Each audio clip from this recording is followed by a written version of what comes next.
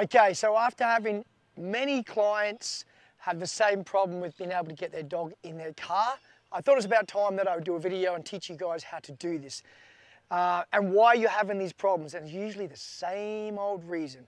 Now I'm going to show you what I'm talking about. This is what I see all too often. Now, my dog clearly knows how to get up in this car, and he might even do it when I don't want him to do it. So I need you to use your imagination and imagine he doesn't know how to get in the car. But this is what I see a lot of the time with people. So let's say we've got our lead on a dog. Nash, here buddy. So I got my lead on my dog, and I'm here. And this is what I see. Now he might jump up, but I'll try to almost train him wrong so he doesn't. So your people doing this, they're like, I'm going to hold him back. So it's going to be a little confusing, my dog, but I need to humor you to make you understand why you're having this problem. So I see this a lot. People trying to encourage their dog. Nash, Nash, doing this, doing this. Come on, please, please, please, please, please, please. He clearly wants to get up. I get it. But you guys are doing this and you're begging and you're begging, you're begging. And you're giving your dog a decision, a chance to make a decision that he doesn't have to get up and you sit there all day. Now what I want you to imagine this is your child and you're telling them to get in the car and they go, I don't want to get in. What are we going to do? We're going to do this, so we're going to go, now let's have a talk about why you don't want to get in the car. You know, I know it's stressful, but I really wish you would get in the car for me. No, you're not going to do that. What are you going to say? You're either going to pick your child up and you're going to put them in the car, or you're going to make them get in the car. Obviously, if they're very little, they might need help to get up. That's the same as your dog. I understand some small dogs, this is way too big, you're going to have to help them. So we're talking about dogs that can clearly climb in the car. We're not going to sit and console them and ask them why. There's a few things we're going to try. I'll give you the first method that if it works, and that's great. With Nash, it'll obviously work. We can use a little bit of food encouragement. Imagine I'm teaching my dog for the first time. I'm going to use a simple command of up. I'm going to use my dog's name first, and I'm going to encourage him to jump. We're going to see what happens. Nash, up. Oh, look at that. Good boy. And I give her a reward. You got an athletic dog like Nash, a lot of them will jump up there, and you get it easier. Good boy. Out. So that would be an easy fix, but that's not always the way. Sometimes you need help to do that. The most successful method I've ever had, I had two people very recently, you may even watch this video, who waited 2 years trying to get the dog in the car. And I am not exaggerating, I fixed it in 60 seconds. You know what I did? I passed the lead through the other side.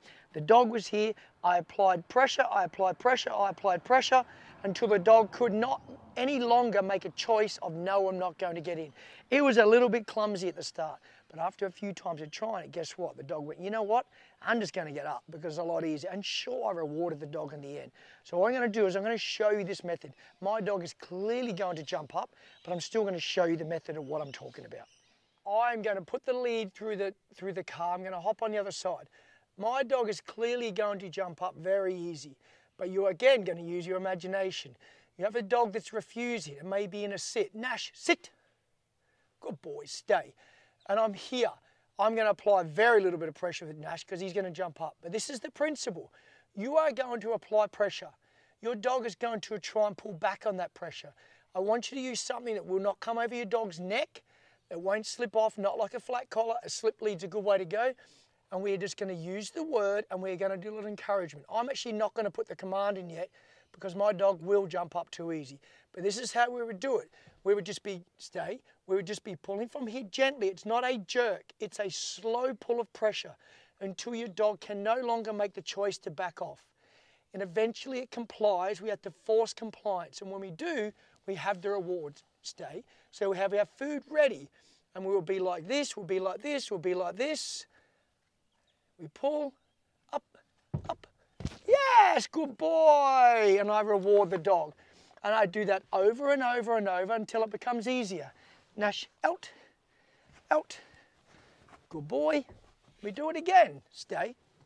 And I'd be like this. Stay. I'd have my food ready. Up. See how much even easier that was with Nash then? Even though he knows it, he quickly got the idea. When I applied a slight bit of pressure then, he jumped up. That is how we fix it. We don't wait 2 years to get our dog jumping up in our car. We make them do it, we reward them for doing it, and it's not a big deal. So this principle I've just shown you for getting your dog in the car is the same sort of theory I use through a lot of dog training. I'm not going to wait 2 years or 6 months or 2 weeks for you to do something. if I'm going to ask you to do something, I'm going to make you do it. One command equals one response. It is a good rule I got taught many years ago, and it works well for dog training. The reason we're in a lot of problems with it, have a lot of problems with our dogs, is because we put too many human qualities into them. That anthropomorphism. We feel too sorry for them. Oh, I can't pull my dog into the car. Guys, your dog doesn't take it personal. It's okay. It's you that takes it personal. I get it. You wouldn't want to do it. But this will lead to having a lot of problems with your dogs if we keep treating them like this. They're just a dog. You can love them, but don't love them too much.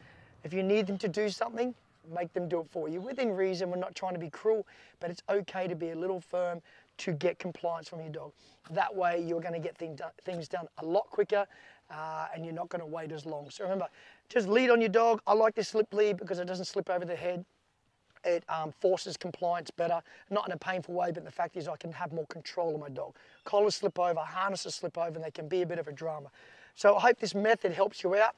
Obviously, your dogs might be a little bit difficult. If they're too small, clearly some dogs can't jump into a car. I get it, you're gonna have to pick them up. But when you're talking about a dog that can clearly climb into a car, let's make them do it. Let's make them realize it's okay. We take the fear out of it. You may even use a tennis ball in the car. If your dog likes a ball, they get a ball for jumping in. They get a biscuit for jumping in.